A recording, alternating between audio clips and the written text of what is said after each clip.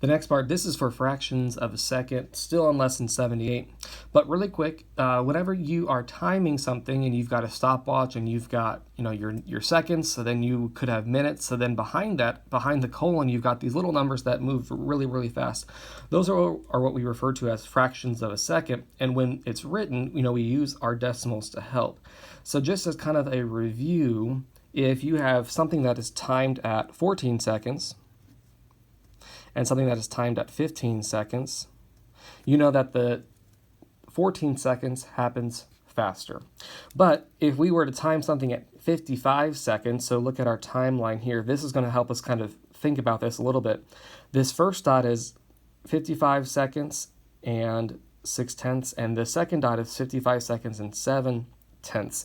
So sometimes it's helpful to think of time on a timeline.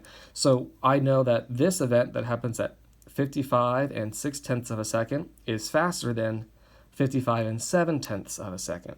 And if we really wanted to dive in deep into it, look at this where this arrow is. It looks like it's in between. If I were to zoom in on my timeline here, oh wait, this is a piece of paper. Can't really zoom in. But look at where the arrow is.